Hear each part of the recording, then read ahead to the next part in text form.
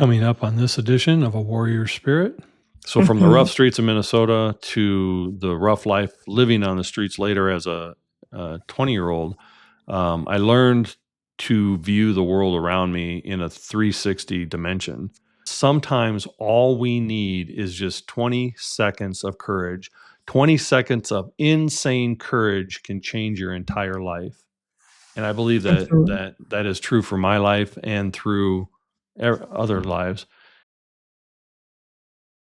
A Warrior Spirit provides a platform for independent voices, professionals, and thought leaders to share their insights, experiences, and perspectives. The views and opinions expressed by hosts and guests are their own and do not necessarily reflect the views of Praxis 33 or its affiliates. Content shared within this program is intended for informational, educational, and inspirational purposes only.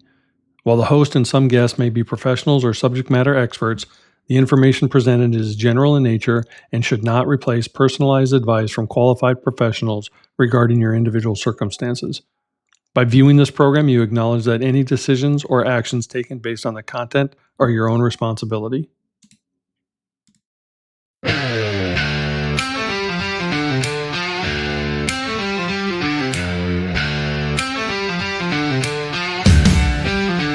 I've walked through fire with shadows on my heels. Scars turned to stories that taught me to feel.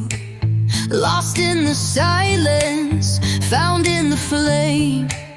Now wear my battle cry without shame. This isn't the end, it's where I begin. A soul that remembers the fire within.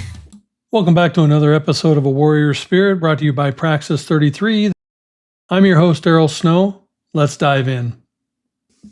A couple months ago, I had the pleasure of interviewing Dr. Erika Mateus, and Dr. Mateus and I had such a great conversation during it. She mentioned that she would enjoy coming back and maybe interviewing me. And in the 100 and some episodes that I've done over the 4 years, I've never had anyone else take over my show and interview me, but I thought that was an intriguing opportunity, and mostly because I respect who this person is. She's a trained clinical psychologist and just a wonderful soul and spirit. I really enjoyed her. So I thought, what the heck?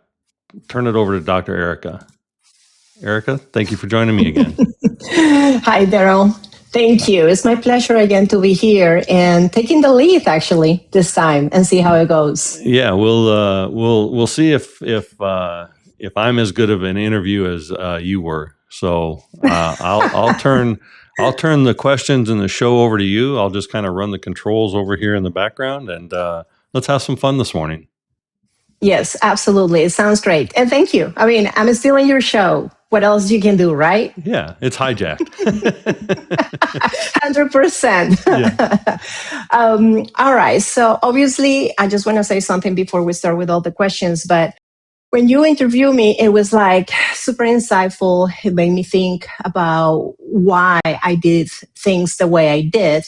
And just because you invited me to your show, obviously I felt so grateful. And I was like, well, let me put this guy in the spot. He's putting me in the spot. He's questioning my whys. I want to do the same thing. I want to return the favor. So hopefully everybody that is watching or will be watching this episode will enjoy it as much as he's been enjoying interviewing and putting everybody else's in the spot. So do you have anything to say in your defense, Daryl? Nothing in my defense. I am a little, I mean, clinical psychologists and my brain are kind of a mix. So I'm curious to see what we do. Well, and let me clarify something to you. As clinical social worker, which, I mean, we have the same abilities and obviously talents and gifts than a clinical psychologist. We have the ability to diagnose, provide treatment, make referrals, and everything else. The difference between a clinical social worker and a clinical psychologist is that clinical social workers can even dive deeper in the sense of making sure the person is being in the proper environment to apply everything that individual is learning. And I'm going to give you a very quick example is that if we have if we're working with a child, We can check where that child is being raised, the environment, connect that person with different resources within the community, and make sure the child is following proper treatment. Versus the psychologist is mainly focusing on the psychological treatment that person is receiving, or the child in this case. That makes Just sense. to clarify that. Yeah, Mhm. no, and I Yeah. appreciate the clarification. My life, I could have used both, so I appreciate you. Yeah, why not, right? Yeah, and I got to tell you, during this, it's going to be hard for me not to also re-interview you because you're so dynamic and fascinating that I have a lot more questions. So there might be a third episode in our juncture. We go with the flow, right? Yeah, absolutely. Perfect. All right. So, Daryl, you're here, you're in your show, but obviously there's so many questions that I have for you, and probably people that have watched you throughout the years have also for you. And the first question is, we want to know who you are, why you're doing what you're doing, and what brought you here in the first place. Yeah, my journey is pretty long. I've been in the people business since I was 15 years old. So my whole life, I was an Eagle Scout. I was a AB student. I just grew up with my father always teaching us, to help others and do things for others. So I have a, giver's heart. I really want to give back to others, and my main goal my whole life is to help others get to their potential, not live in their past, not live in their trauma, but to get to and I've been very good at being able to see the goodness in others that they sometimes can't see themselves. So I've always tried, I don't care if it's sitting in a coffee shop talking to a stranger or, professional coaching now that I do. I've always just tried to bring out that passion and that purpose that people have and connect them with each other. So that's kind of my entire life has been. I always tell a Mhm. story when I lived in Dallas in my mid 20s. There was a leather store that was going out of business, Wilson's Leather. And I remember I always wanted a leather coat. So I'm like, oh, well, they have 70, 80% off. I'll go in and see if I can find a decent coat, right? Mhm. And while I was in there, I actually ended up selling 3 other coats. I didn't even work there. I Oh, just wandered around for my own coat, but ended up selling 3 other coats, So, wow. uh, just trying to help people wherever they are has been my main purpose. So, That's super interesting, and I love that. Now, you have this podcast for the last 4 years. Is that correct? yes, I'm in year 4 now. Correct. This is your year 4, but Mhm. you always knew that your main calling was to help people. People. Yeah. Yeah. My Okay. main my main calling was to help people, and the podcast came out of that. Oh, okay. Because that was my next question. If helping people, and obviously all these years of experience led you to get into this podcast. And can you tell us more about your story? Because I know that there's so many moments, growing up and developing and learning that are crucial, or that were crucial for you to be here today. Can you just tell us which of those scenarios or situations or experiences were the most important for you to get you where you are now? Well, people who have listened to me in the past, they understand that I've had a very tumultuous life. My mother was very abusive by today's standards, um, and so I was the protector of my little sister for a very long time. And I grew up in the streets of Minneapolis, very Mhm. rough part of town until I was 9 years old when we moved away. But those first 9 years, even my babysitter who was older, she was 16, I was 9. In the rough neighborhood that we lived in, she had rough boyfriends. And even as a 9-year-old, I would try to protect her from some of those situations. And so I grew up being a protector in protective mode.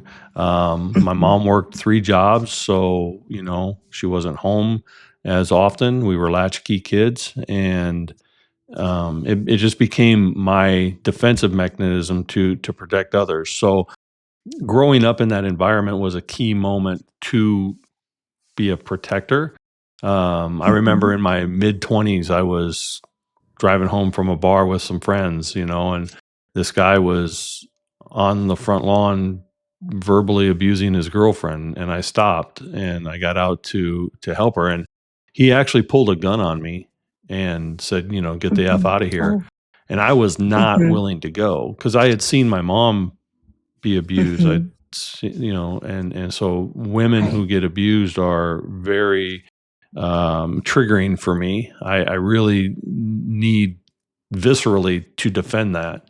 And so Mhm. I was not going to leave this girl who I didn't Right. know, who was just there. And my friends actually had to drag me back to my car because the guy had a gun to my head, and I'm like, I'm not Oh my leaving this girl. gosh. So, Mhm. there's elements throughout my entire life that have developed, this.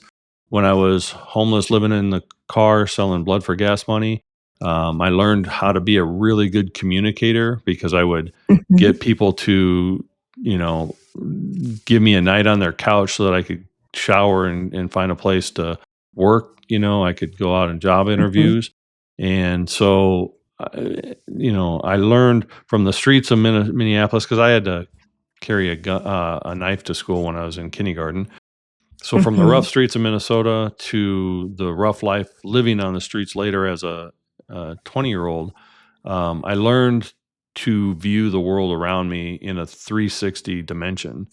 Like I Right. don't blindly look anywhere. My my wife gets Mhm. annoyed because I'm so observant. I can see when like one piece of paper has been moved on a table, right? Mhm. It's like, yes, I'm Wow. hyper vigilant. So those things have all Right. brought me to this place, Mhm. and developed this sense of helping others get through whatever they're going through. That is incredible. Incredible. And thank you for sharing that portion of your life with me and with the rest of the people that will be watching the show. Now, and this is from the clinical perspective. I always question this when I hear stories like that. Fear is kind of like so ingrained in our system. And that's probably the first response. I mean, we're here to survive. That's the main function of the brain, right? So we're in this constant surviving mode. Fear comes with that because it's the fear of not having food, the fear of not having shelter, the fear of being abused, the fear of being chased and robbed, and all these kind of things. But I hear you saying that everything that you went through created enough resilience to become the protector.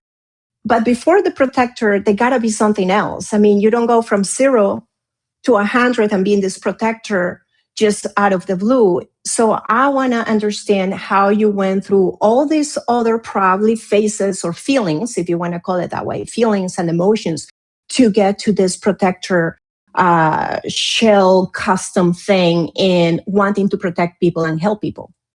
Yeah, I think in my case it was 0 to 60 because I was Mm-hmm. abused my entire life as a small child up until I Mm-hmm. was 16. When I got big enough to, I remember the day very vividly. My mom had hit me again, and Mm-hmm. and everything in her reach was a weapon. It didn't matter if it was your favorite toy or a hairbrush, or in one case it was a bullwhip. Mm-hmm. It didn't matter if it was in her arm's reach. It became her weapon.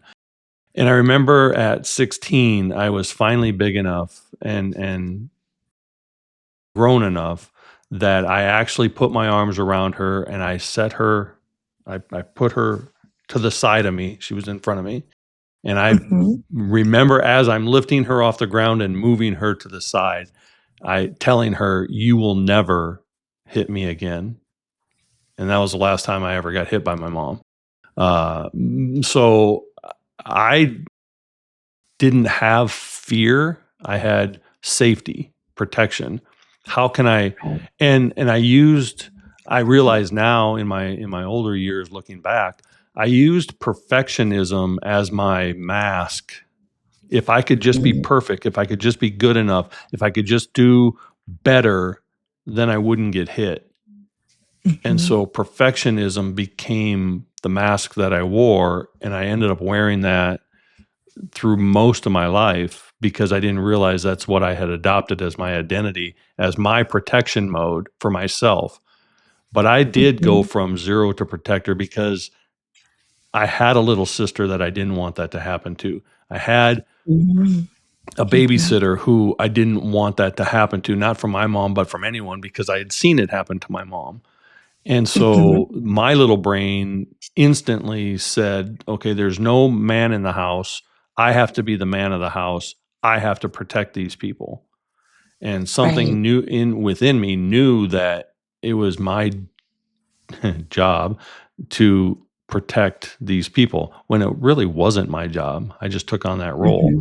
And then when my mom married my stepdad and we moved down to Iowa, I remember vividly as a 10-year-old little boy, angry. I grew up angry most of my life, but I remember at 10, my dad saying, "You no longer have to do this. I'm here to do this now." And part of his guidance helped me separate from having to be the angry protector to just trying to be a little kid. It was a long process, but I just remember that so vividly. So yes, I was one of the people who did go from zero to protector. The wave of getting there was pretty instant because the abuse started so early. Right. Wow, that is an incredible story, which I feel compelled to ask 1,000 questions more. No, please, But let's do it. obviously, well, I wanna move forward a little bit further in your life, because if you give me a chance, I'll be asking you those 1,000 questions. But it's so fascinating because obviously, in my years of experience working with people and helping them as well, see, not the same situation, similar situations, people become then the victim, or people become then the hero, or people become, like, they take different roles according to how they internalize the experience. And it sounds that to you, and the way that you went through everything was like, okay, I'm going to become the protector, wanting to help others. And I think that is just so beautiful, because from so much pain, you took that and kind of like transformed that into a gift to give to other people and help other people. And if we move forward, just tell me a little bit more about what happened throughout your life, another important experience that help you shape this new role of protecting after you help that girl and you have that gun pointed at your head. Because that was kind of like the story. And I'm like, oh, more questions. No. Okay, let's move forward with that. Yeah. When I was, what caused me to become homeless in my mid-20s was the loss of a romantic relationship. I had met a young woman that I fell in love with. I was planning on marrying. In the course of that, she got into a car accident and was eventually into a coma. And when she came out of the coma, she didn't remember me or the life we were trying to build. So for me, it felt like she had died because our life had died. And so I spent 3 months just laying in bed wanting to die. I didn't get out. I went to check the mail, and that's it. I spent, and so I was living away from home. And when I went back home, my family didn't know how bad off I was, because, I had gotten to a point where I don't want help. I don't need help was my mentality. I can do it myself. And I was talking with my grandmother, and my grandmother was this beautiful, insightful soul who just had this gentle wisdom about her. And we were, washing dishes, and I was drying, and she was good enough to coax my truth out of me through her gentleness and her questioning. And so she discovered, through the dishes where I was in life. And she asked me point blank, how would my now ex-fiance feel about what I was doing with my life? And I said, well, she'd probably slap me. And I remember my grandmother wiping the dishes without missing a heartbeat and just saying, consider yourself slapped. And that Mhm. jolted me back into, oh shit, I can't just lay here waiting to die. I have to Mhm. move forward with my life. And I went back to where I was living. I packed up whatever remaining things I had because I had to sell things off in order to survive because I'd stopped working. I Mhm. had stopped living.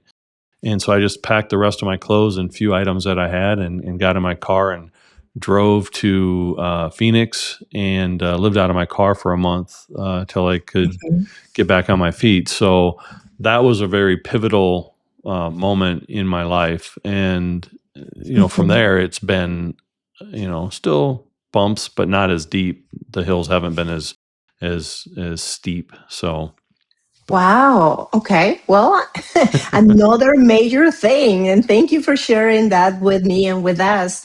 So, you're telling a story of strength, endurance, resiliency.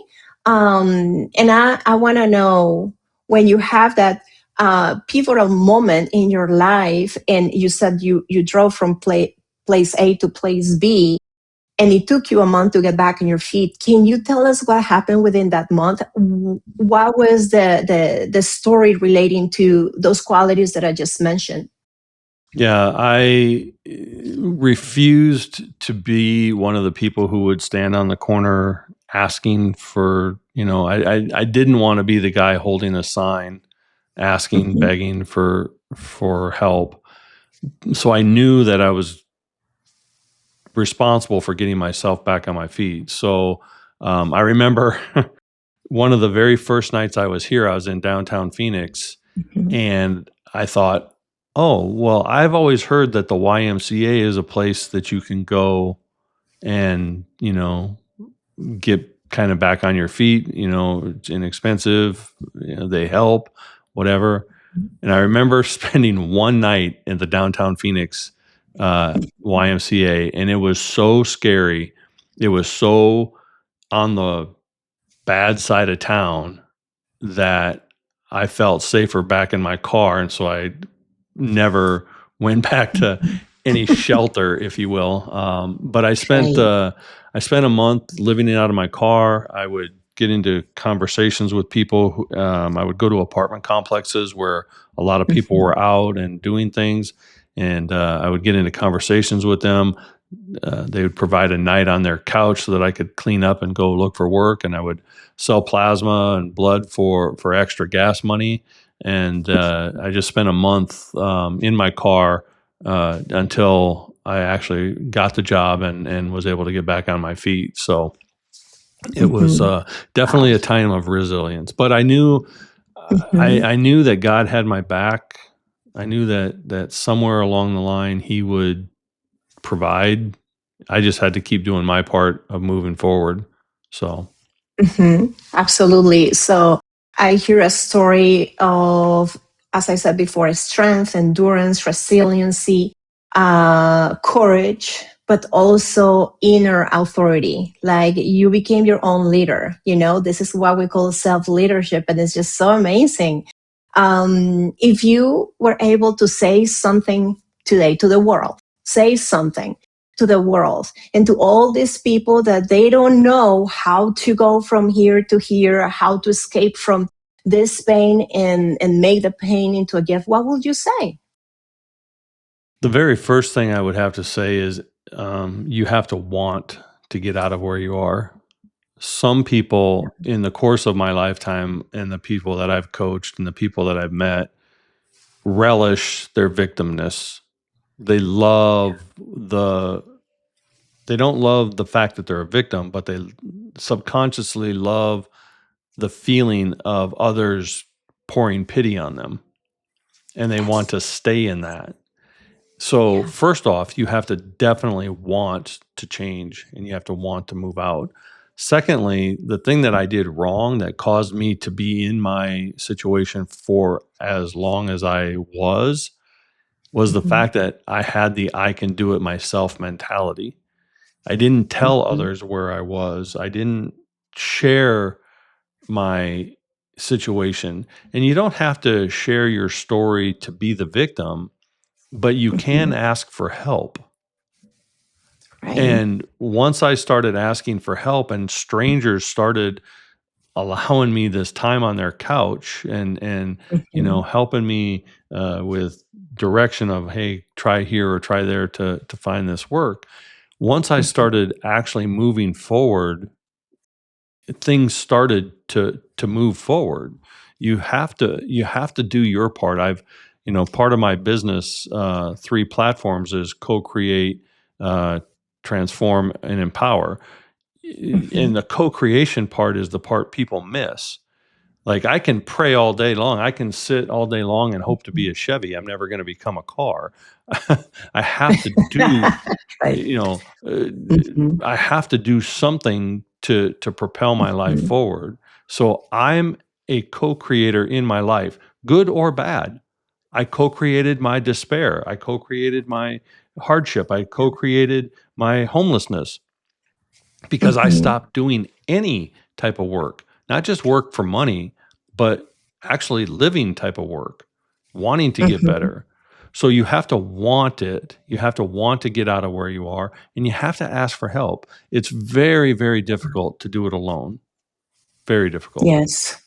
Yes, you're absolutely right. And now you're saying something that it is even more beautiful because, yes, all those qualities and inner leadership, but then vulnerability. And vulnerability, I think, is a concept that no one wants to go there because I don't want to show my feelings to people.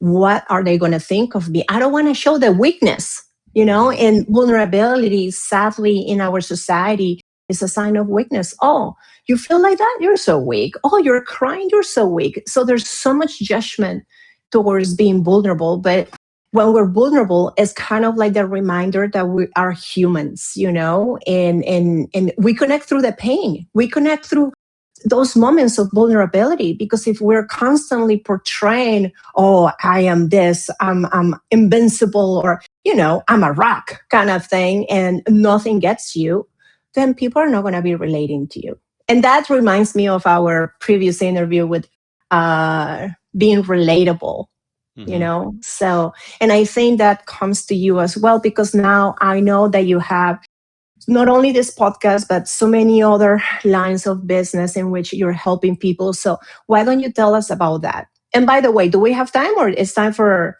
kind of Yeah, like a we'll mini we'll take that pause? quick break Okay. and then we'll come back and Okay. we'll talk about that. We'll be right back. I told you 1,000 questions. I love it. We'll be right back. We are queens, yeah, let 'em see, ruling the world, full of energy, masculine labios, we're fierce and bold on your story, let your colors unfold. So we're the queens, standing tall and proud, in a world full of colors, let your voice be loud, but see those beauty, we're the fire, the light, empowered, unstoppable, ready to ignite, grab your shades, it's time for the glow, confidence in color, let the whole world know.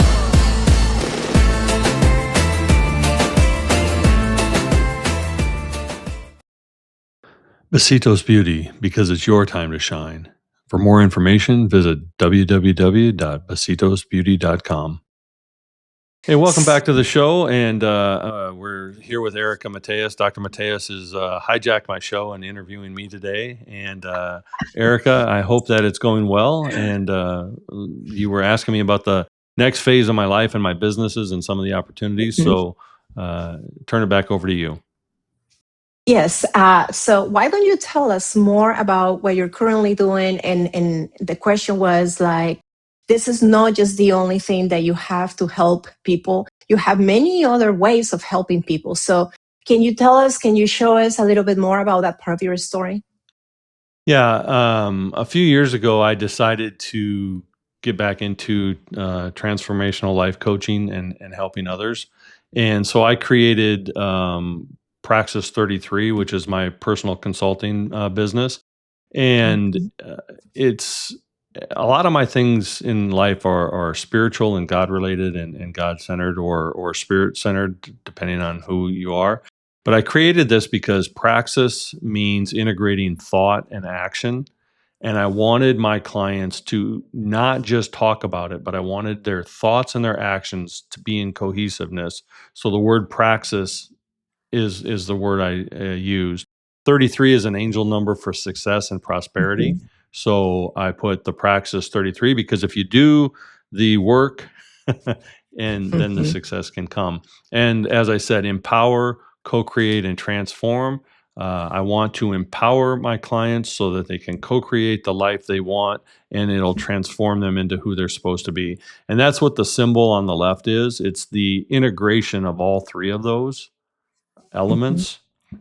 So that's how Praxis 33 came about. Mhm. That's amazing. I love that number, 3-3. 3-3, yeah. And then through Mhm. that, the warrior spirit came. God and I wrestled with whether I was going to do a podcast or not. Ultimately, he Mhm. won. And he told me that I was supposed to create a place where I could give a voice to the voiceless, turn their mess into their message, and make it a survival guide for others. And that's exactly what I did. And the vision of a warrior and a warrior spirit came to me as the name. I was originally going to call it TED Talks without Ted, but I was worried about being Mhm. sued. so I, Yes. uh, so Uh-huh. I settled on a warrior spirit. But to me, a true warrior isn't one that just does battle. It's someone who knows Mhm. when to lay down the sword and stand in their strength. And so the warrior spirit came. Um, Mhm. Through that, I came with Elena Rodriguez. She was starting this thing called Prospera TV. She called me and said, I'm going to do this TV thing. I don't know where it's going or what it's going to look like, but do you want to join me? And I said, sure. Because I had Wow. already wrestled with God saying no. That didn't go so well. Right. So I instantly said yes. And eventually, Elena not only got us on her streaming TV network, but now on Roku and soon to be on Amazon Fire. We're now seen in 17 different countries and all over the world. She's got a myriad of hosts. She's building this great thing, and people who are sharing their story, their message, or their inspiration now have Mhm. a great platform to do it. And so she created this thing Wow. called the Crown Collective, which Mhm. is speakers, authors, and TV show hosts. And it's just a faith based place to come and have everyone share their message, which then led me to Mhm. this book anthology, Saying Yes to the Whisper. Friend of mine who Wow. was also in the Prospera family was starting the anthology of 20 Mhm. some people, how their life changed by actually saying yes to what God was telling them. Something that I Mhm. learned to do a little quicker because of how resilient God is, saying no Mhm. to Him when He's put it in your heart to do it, or doing it even if it wasn't originally in your heart. He has a purpose for it.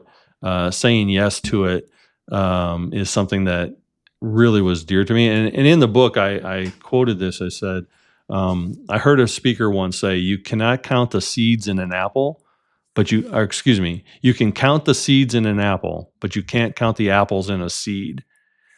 And Right. through that, I said, we are God's apple seed, and we have no idea how many other apples will bear fruit from our tree. When we say Mhm. yes to that voice of God, we impact more lives than we could possibly fathom. And I really believe that we are never given a purpose, a feeling, a desire, or a passion that was meant only to serve us.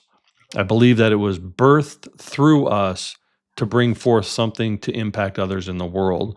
So that's truly, clearly where your life has gone from Mhm. me knowing your story, and where my life has gone. And then through that, the same woman who did Mhm. the book anthology, she created a specific song for the chapter that I wrote. So I wrote this chapter, and in in my words, she found a song, and now I have a song that's connected to me called Hmm. 20 Seconds of Brave, because one of my Okay. favorite movies is called We Bought a Zoo. and it's Mm-hmm. based on a true life story. And Matt Damon is telling his little girl that sometimes all we need is just 20 seconds of courage. 20 seconds of insane courage can change your entire life. And I believe that Mm-hmm. that is true for my life and through other lives. And then through that, now I'm on Breakthrough Radio Christian Radio Network. So she, has taken um, a book anthology and created songs, and now she's creating music and scripture and transformation. And through it all, she's had me be a part of it. So I've been very fortunate, very blessed, and it Mm-hmm. all started by just doing the right work and having the faith to step out. And I say all the time, Mm-hmm. Erika, faith and fear both require you to believe in something unseen. Which are Right. you going to step into? And you don't Mm-hmm. need, people are always like, oh, well, I need to know this, or I need to know that, or I need to see this, or I need to see that. Well, that's not faith. That's just knowledge. Faith is when you Mm-hmm. can't see the whole road and you step forward anyway. And you have Mm-hmm. to step forward in your faith for the rest of the road to shine. That's just my personal Right. belief. So Mm-hmm. that's No, how I got to I where I am today. right. No, well, this is awesome. I mean, every single thing, it seems that it was following this power of co creation that you talk about it so beautifully, because it's true. You can have many, many ideas, those ideas coming from God, right? But if you don't take action, the co creation ends right there. So you can have ideas, desires, wants, and the vision. You even mentioned vision of a better life and helping others, but you needed to take action. You needed to do your work, to do your part for this to blossom the way that it's been blossoming. And I think it's just magnificent, all the things that you're doing and where you're going with all of this. But obviously, with all these amazing things, and you mentioned the word vulnerability before we have the break, I want to know at what point you almost thought that you were not going to be able to do any of this, because behind every warrior or any person of success, there's also so many other times in which you doubted and you're so fearful of the outcome. So tell us a little bit about that too. Yeah, I'm 61 years old, and I didn't actually stop my doubt and my fear internally until I was 58. So I feel that for 58 years, I wore a false identity and a mask to try to survive. And then once I actually did the inner healing work and dove deep inside, because when we have our traumas and we have our demons and we push them down, well, during that push down, we think that that's acknowledging them and dealing with them because we know what we're pushing down. Oh, I've got that covered. So all we've done is just buried them. Mm-hmm. And it's the excavation part of removing them and revealing them that gives you release from them. And that's where the vulnerability comes in. One of the things my wife said early on in our marriage, just let me in. I just want you to let me Mm-hmm. in, because she could see who I was. She could see what I was wrestling with, but I wouldn't share that. And in our world, men rarely get the opportunity to be vulnerable because of what you said earlier. We're allowed anger. People understand our anger. Now, they don't want to see it all the time and they don't want to deal with it on a Right. large scale. But oh, he's angry. I understand that. Oh, he's Mm-hmm. sad. He's depressed. He's crying. He's vulnerable. They don't understand that, nor do they allow it. Right. Oh, he's such a wuss. He's a pussy. He's Mm-hmm. so unmanly. That's such Exactly. bullshit. It's the Yeah. vulnerability that makes us stronger. And until I Mm-hmm. realized that it was okay to actually deal with those, it was the only time that I could release those. And so my vulnerability became more. I cry now more than I've ever cried in my life, even when I was getting hit. Like, at some point when you're abused that much, you stop crying about it. You just, become inwardly stoic. Mhm. And I've cried more in the last 3 years than I did in the 58 total Mhm. because I've allowed myself to feel. Right. And that's a huge element that many people, not just men, but men especially because of society, but many people don't allow their vulnerability. I really get irritated now with coaches who try to tell their clients to, we're going to help you get over it. Well, how about we allow you to sit with it and be comfortable with that before Correct. we get over it? Because I don't think we get over Correct. it. We learn to carry it different. Mhm. I hope that answers your question.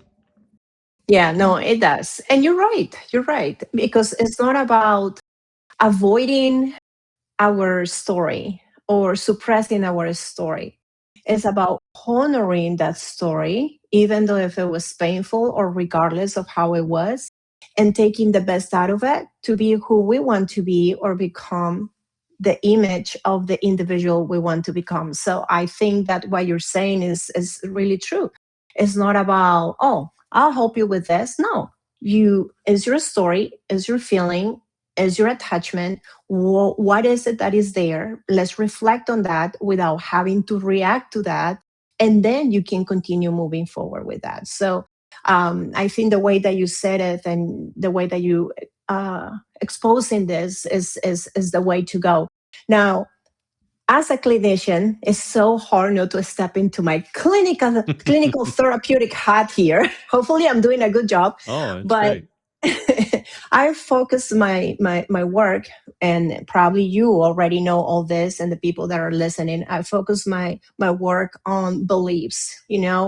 I'm a true believer that beliefs shape our reality. And if we Mhm. don't change our beliefs, we're going to keep repeating the same story for the rest of our life. So I want to know what was the biggest belief change that you went through to be who you are today and to speak the way that you're speaking today to your audience or our audience in this case. Oh, I like how it sounds. Our Yes, audience. our audience today.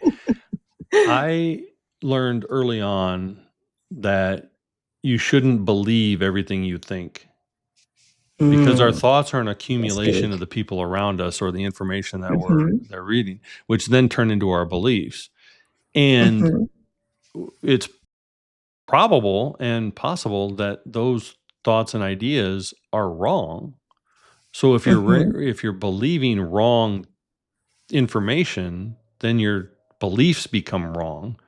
And so you have to be willing to have the openness to absorb other information that goes against what you're currently already thinking, because otherwise Hmm. you won't be able to discern truth from fiction, and you will believe Right. falsehoods, including the beliefs you tell yourself. We Hmm. talk so poorly to ourselves that we start to believe Yes. that mantra. The outside world talks Yes. poorly to us that we believe that mantra. God Hmm. did not create imperfection. We are not these horrible things we tell ourselves. And if I spoke to you the way I speak to myself, we would never be friends. Hmm. I 100%. I have to, so I have to stop believing my own inner dialogue. I have to change Hmm. that into reality. Is it truth or is it reality? Am I Hmm. really that horrible of a person, or was that just a horrible moment or a horrible incident? You know, Hmm. Am I truly some fat slob sitting on a couch, or did I just eat some potato chips that I shouldn't have for a night? Hmm. Right. So our beliefs do take our action, because I believed when my fiance was in that car accident that my life was over. And so my actions then created my life was over. I laid in bed literally Yeah. for 3 months doing nothing, waiting for God to Right. take me next. Hmm. And until Right. my Life was over. Hmm. life was over, I was just Right. waiting for life to be over. And until Right. my belief changed that no, this is wrong. Life isn't over. I need to move forward. Then my actions changed and I started to move forward. I have built and lost 3 businesses. For a long time, as I tried to build Praxis 33, I believed that I was a failed business owner because I had 3 other evidences of it. That's false. They were different businesses at different times, different circumstances. But until my belief that, no, I can do this. I'm actually good at this. I'm actually a damn good show host. I never wanted to be a podcast host. I didn't believe that I had the talent. And And look at all you those now. things that I just showed you showed Yeah. differently. But until my beliefs about those changed, my actions didn't change. My first shows, if you go back and watch those, they are horrible because they were just a Zoom call, a crappy Canva back screen, and a bad camera. But you know Yeah. what was good? The way I talked to people, the way I communicated with people, how they responded. It is so thrilling for me when I have someone on my show who says, I never shared that part of my story with anyone. Thank you for the safe space to do that. You know where I got that? From living on the street, learning how to talk to people. And we can look at the hardships of our life, and it is the tapestry to which our foundation and our success is going to be built on. But we have to believe that, and we have to act upon that. And until we do that, nothing changes. Nothing. Absolutely. Yeah. If you don't like the life you're Absolutely. living today, change something, anything. You don't have to change everything all at once. Change one thing and see if it doesn't start to change. Yeah. And when you're saying change one thing, what comes to mind? Change what? One thought, one idea, one One belief. thought, one idea. Okay. If you really believe that you have this passion and desire in you that you want to go do, but you also believe that you can't, or it's too hard, or you don't have the time, or you don't have the money, or whatever excuse you're going to attach to it, that belief is just going to stay right here that, oh, I should be doing more. I should have more in my life. But if you change one thing, like, I'm going to get up an hour earlier to make the extra time, I'm going to quit watching 2 episodes of Netflix and make the time, and you start doing that thing, then it starts progressing forward. And suddenly you're doing what you wanted to do, but you only changed one thing. You changed one belief and you took action upon it. Right. So, with that being said, I want to know, what are the beliefs behind the warrior's spirit? How can I become a warrior and how can I have that spirit?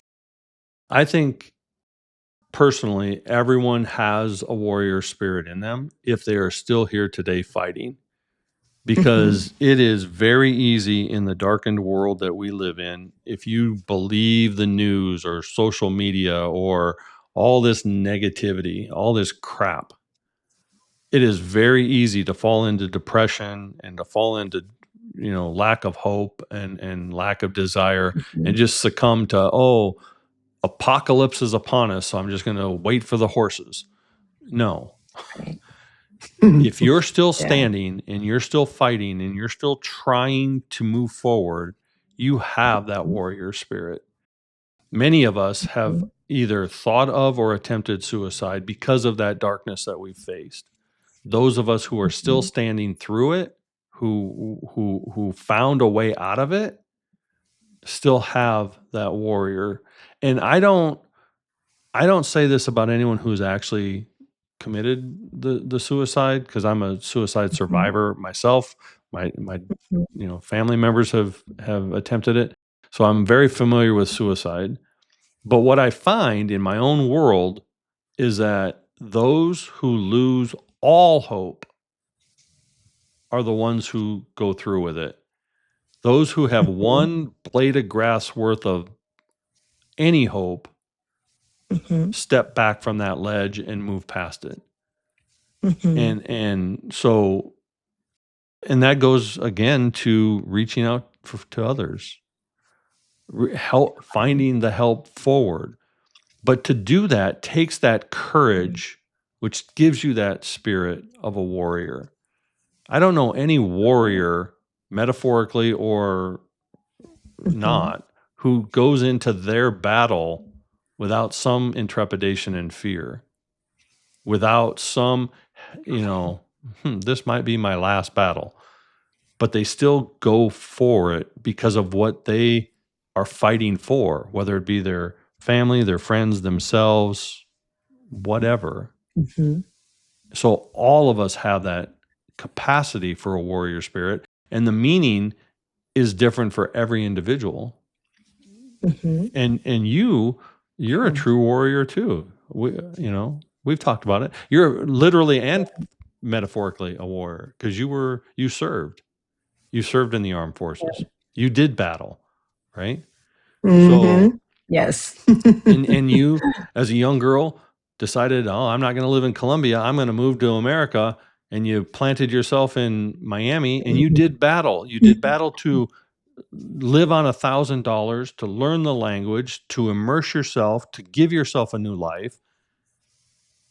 And you found early on that where you ended up wasn't where you wanted to be. So you pivoted and moved and Mm-hmm. became Dr. Erika Mateus, author, speaker, clinician. You fought your battles to become your own warrior, and you have that warrior spirit. Yeah, well, thank you for saying that. Appreciate it because, I resonate so much on that aspect with you and the way that you are sharing your story with me today, with us today, because, yeah, absolutely. And when you were talking about your beliefs and your constant thought of, I can do this, I can, yes, I can move forward. That was my belief as well. I mean, sometimes, life can be very tough and very rough for some people. And the easiest way to go is I'm giving in, I'm surrendering to the pain and to this. And there's, if you change the belief or if you have the personality or the idea or the thought or the endurance, the discipline, whatever that is, or the belief that you can overcome all these obstacles. Because again, yes, life is going to show you tons of obstacles. Many times you probably think that you're going to give up, that there's no future or vision on what you're doing. But the thought or the belief that you can, like it happened to you in the same way that it happened to me, is what brought us here. And you, the warrior spirit, and me, the winning mentality, that if we merge these two, is the same thing. It's just phrased in different words, and but at the same time is the story of empowerment and self-leadership. Yeah, I think the empowerment, people feel helpless. They don't feel like, I tell my clients all the time, Yeah. like, oh, they're like, oh, I can't do this, or oh, 1,000 other people have done it, so who's going to listen to me? And I use this analogy every single time.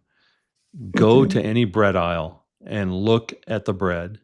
There are 30 plus different varieties, all wrapped in plastic, all sliced, but all being purchased by somebody. They need to hear it from you and your voice. You and I Mm-hmm. have very similar beliefs. We have very similar programs. We have very similar coaching styles, but people are going to hear it differently from you than they do me. Mm-hmm. Our voice is meant for somebody. We don't know who that is. We don't know who it's going to resonate with, but it Mm-hmm. has to come through you. It was given to you to come through you so the right people will hear you. It Correct. has to come from you. So stop the I can'ts and start Mm-hmm. the I cans. If you're going to play a what if game, why not play what if it goes right? Exactly. Mm-hmm. Yes, I agree with you. You can either go for, oh, this is the worst, or it might be super bad, or I don't want to do this. Or you can go to the what if it goes right? What if this is meant to be for me? And both sides of the spectrum require the same amount of energy. It's Absolutely. just that one leads to negative results and the other one to positive results. Yeah, I wish I would have listened to my dad a lot earlier because he always used to say, what's the worst that's going to happen? They're going to take you out back and shoot you? Mm-hmm. Like, if that's not going to be the end result, Okay. then go Yep. do it because you can always pivot off of it. If it doesn't work, it Right. doesn't work. It doesn't mean you're Mm-hmm. tied to it forever, but go do it. See if it does work. I wish I'd have Right. listened to him a lot sooner. I know, right? Oh, Yeah, we would have saved so much in our life. And, but the thing is, we wouldn't be here doing exactly. probably all these things. So things happen for a reason, and it's perfect the way that it evolved, right? Absolutely. And Yeah. developed. Hmm. Yeah. The butterfly effect is real. If you go back and change your past, you're definitely changing your future. And that can be a good Hmm. thing. You don't like where you're at or where your future's going, then change True. now. You can't change the before, but you can change now. Correct. But if you sit in the wish of I coulda, I shoulda, then you just shoulda all over yourself and there's nothing that happens Hmm. because we Hmm. can't change. I'm actually writing a speech now about that. We can't change what was Hmm. written. We can only change the chapters that are ahead of us. And we have the Hmm. pen. Quit giving it to other people. Hmm. Yes, absolutely. Present is a gift, right? The past is a memory, and the future is an idea based on what the decisions of what we're doing today, the decisions that we're making today. Yeah. I Hmm. heard someone once say that if we have one foot in the past and one foot in Hmm. the future, all we can do is pee on the present. You you have to live in your present as you're building your future. You Hmm. can't spend all of your time in your past and you can't spend all of your time in your future. You have to be present today to build Hmm. today because that's all you have Hmm. control over. Absolutely. And one more thing, because Sure. I think we're getting closer to the end of the Yeah, show, we I'm got a couple assuming. minutes. Yep. Okay. But what I was going to say is yes, it's easy for us now to talk about change this, change that. But for all people that are listening to the show right now, what do you think they can do? They can contact you, they can look for you, they can reach out to people. You talk about it being vulnerable, ask for help. But usually, when we're sitting in the darkness, we think, am I going to call my dad? Am I going to call my mom? No, I don't like them. No, I don't relate to them. So, where do I start this process and start changing my beliefs and find the help that I need? As I said earlier, I think that really comes down to your level of desire. Hmm. And I know that it's very hard for people to ask for help, especially givers. And many people out there are see themselves as givers. They're the doers, they're the fixers, they're the helpers. And then Hmm. somebody asks, can I help you? And they're like, no, no, no, I'm good. Right? Yeah. Hmm. Changing that, and I have discovered that when we like Erica, if you asked me to do this show, if I would have said no, no, I'm good, this Hmm. would have denied you the opportunity to experience what you're experiencing on your side of the camera. If someone Hmm. asks me for help and I say no, I deny them the opportunity to be the giver that they're trying to be. Hmm. So receiving help isn't just for us always. Sometimes it's to allow the other Hmm. person to actually give. And in my vulnerability, I've learned that with my wife. I'm a very Yeah. stubborn, hard headed man, very independent. So when she wants to do things for me, my first reaction is, no, I got it. I'm good. But that Hmm. denies her the opportunity to pour into me. So not Hmm. only am I denying myself the help, I'm denying her the compassion to give. Now I'm Right. denying two people instead of one. Hmm. So are you going to reach out? Get over yourself. Yes, reach out to Hmm. anybody. I don't care. Hmm. You're not walking this path alone. Right. So, Hmm. yes, i- realize that you are not alone in whatever it is you're going through. But nobody will know that you're not alone if you don't reach out. How many times do you hear, "Oh, I didn't know they were going through that. Oh, I wish I would have known that. I would have helped." Because they're so stubborn, they don't want to bother anybody. You know Hmm. what's a bother? You not being here. You know what's a bother? You being in such despair that you're no longer living a life. Hmm. If you don't want to bother anybody, then be involved with them. Right. Yeah. No, I agree with you. And that makes me think of also just reach out to anybody and ask for that help. What happens when that door closes? Then knock another door, find more help, continue asking. Is that Well, kind of like what you're saying? does one no define you? Really? Mm-hmm. 8 billion people on this planet and one no defines you?